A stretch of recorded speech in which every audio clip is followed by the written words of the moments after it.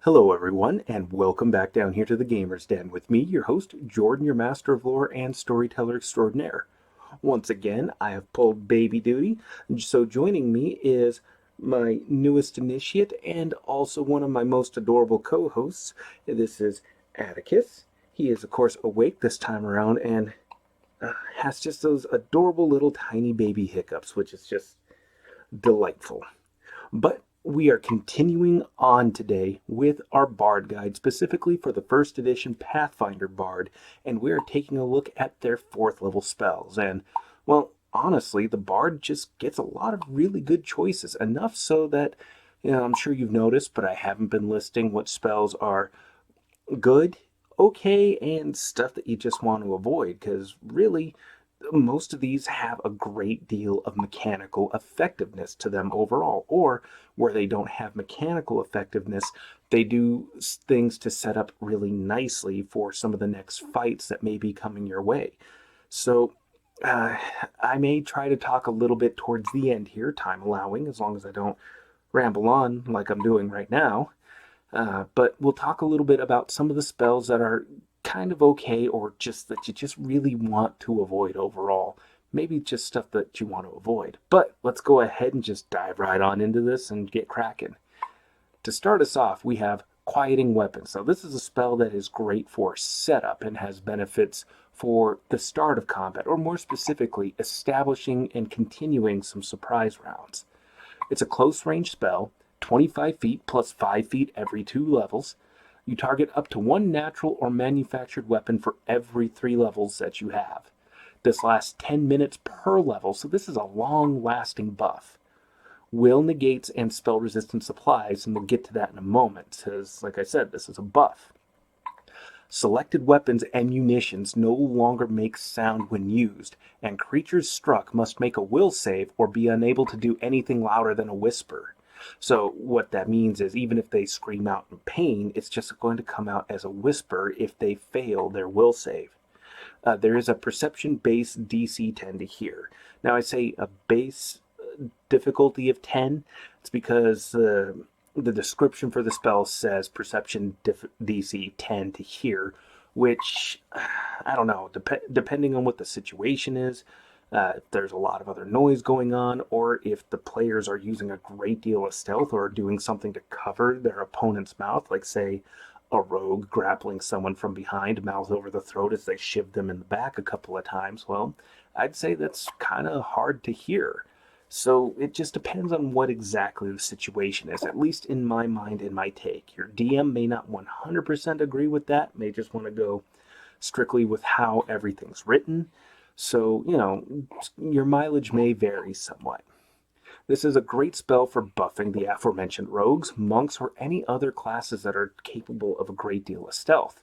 And this does work for monks because it says it applies to natural weapons, which a nice good fist, foot, knee, elbow, all of these things are natural weapons, so this will work well for them. But then the next spell that we have is an incredibly good debuff for anybody to have, much less the bard. And a bard, I think, works pretty well for slapping this down. The only drawback to it is a touch spell. It's Spell Blight Jinx. And it affects, of course, only the target that's touched, and it's a permanent effect. Will does negate it, and spell resistance applies here. You curse the target with what's basically the spell burn spell blight. Their skin will burn when casting, and it forces them to make a concentration check, DC 15 plus double the spell level or spell-like ability that they're trying to use. If they fail, the spell slot or ability is lost, that usage of their ability is lost, and they are staggered for 1 round.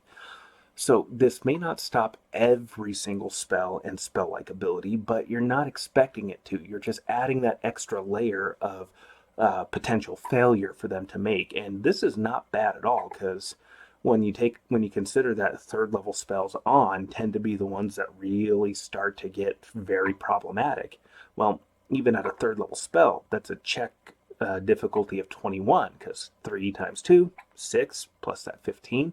So a 21 check is by no means a terrible thing to have to deal with. And when you're considering that, in that case, you may be dealing with, level 5, level 7 spellcasters, it's not outside the realm of possibility that they're going to fail that. And that difficulty only increases as they advance in level. Sure, their ability to succeed at that concentration check also increases, but I still say you get some pretty decent odds out of this. And even if it only makes a quarter or a fifth of their spells fail, that's a fifth of the spells that you don't have to deal with that would otherwise be a massive pain in your ass and the rest of the parties as well. But of course, you know me, these are not the only goodies I've brought for you today. We have more spells to go over. And to that end, we have Communal Phantom Steed.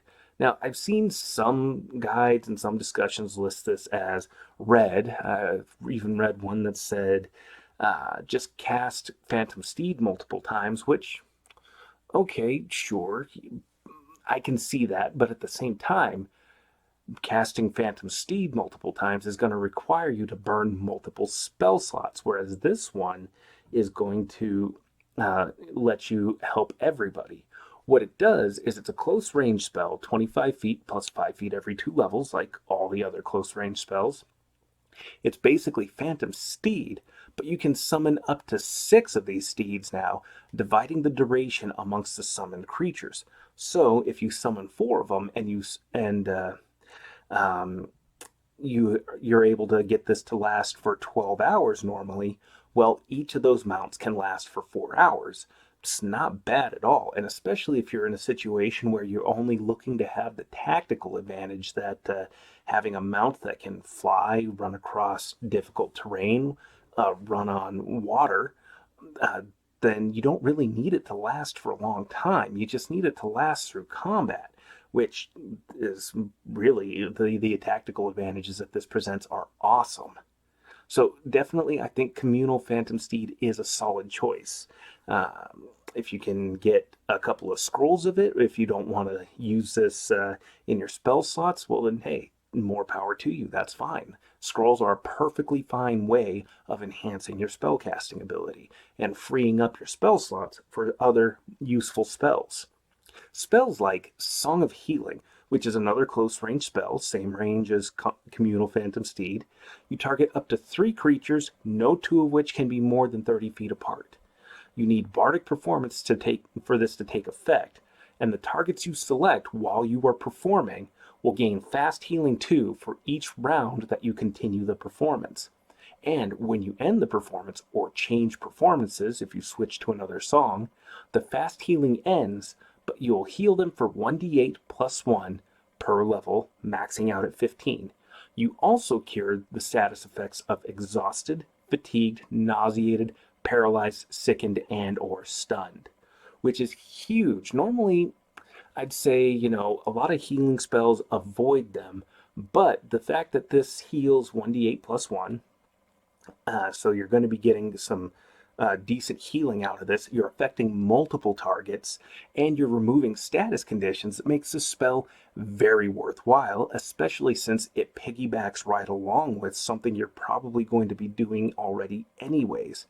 And there's nothing that says that you can't combine this with the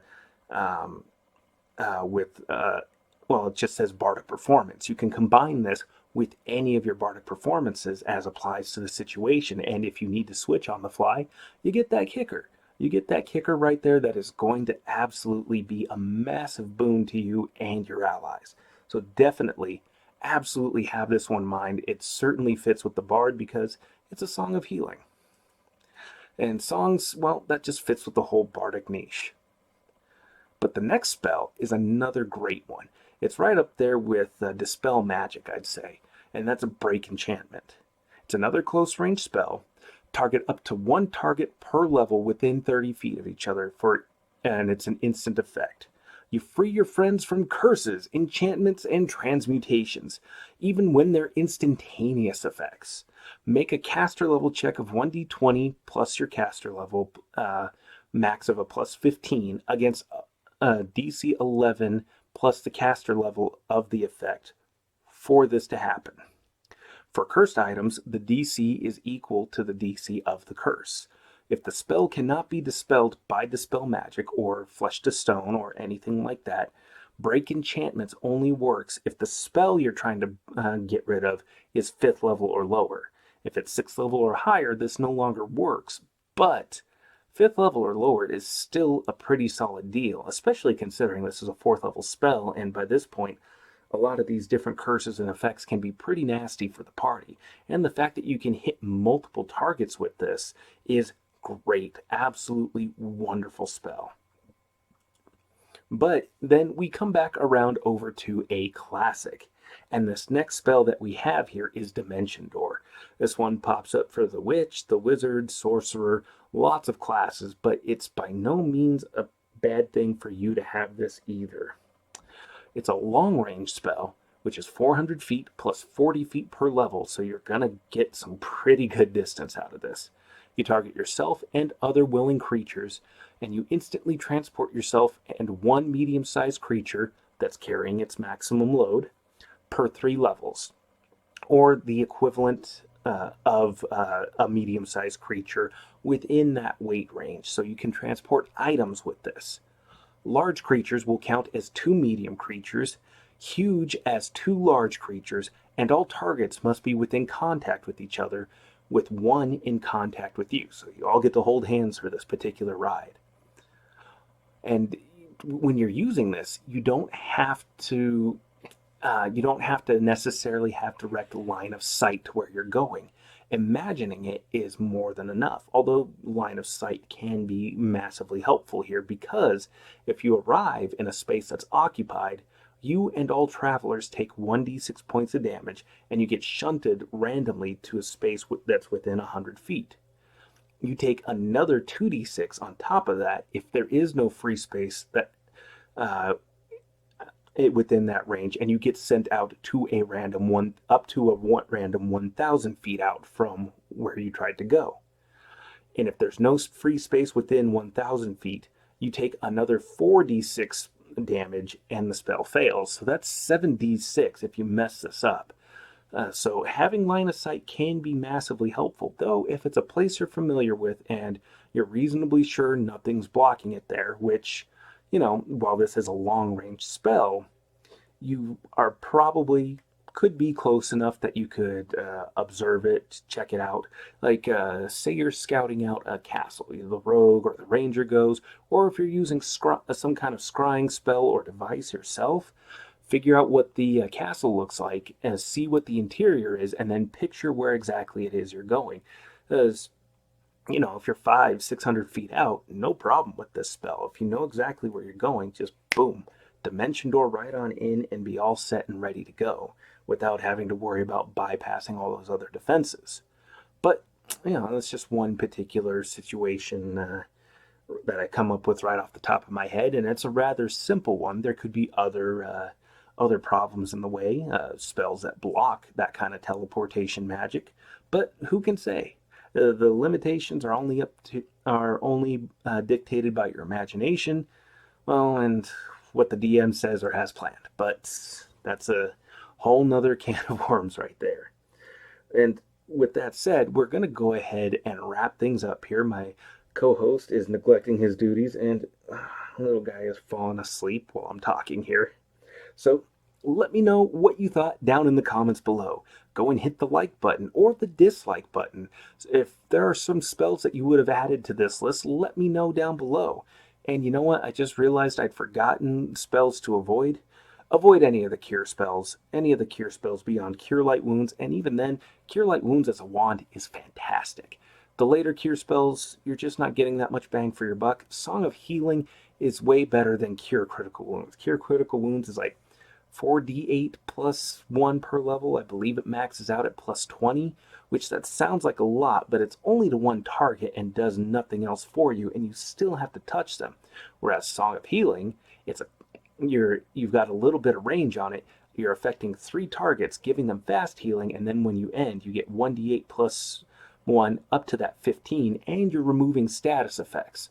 Way, way, way better than Cure Critical Wounds. So avoid those spells. There's plenty of other spells that are not mechanically great, but certainly have a great amount of flavor and personality to them that may be more appropriate to what you have in mind for your bard. So remember, these guides are just meant to be mechanically effective, breaking down which spells are going to work well within the game system and rules and things like that. It's not necessarily meant to say you shouldn't or cannot do anything else. So let me know what you thought in the comments down below, and if you did enjoy today's video, then there's going to be a couple more popping up over this way that you may enjoy. And hell, if this hasn't been your first stop here, then why not consider going down there and hitting that subscribe button and joining us here as a regular at the Gamers Den. Certainly, we'd be happy to have you. But once again, I've been your host, Jordan, your Master of Lore and Storyteller Extraordinaire. This has been the new initiate, my another most adorable co-host, Atticus, and we are going to go ahead and ask you all to have yourselves a good night.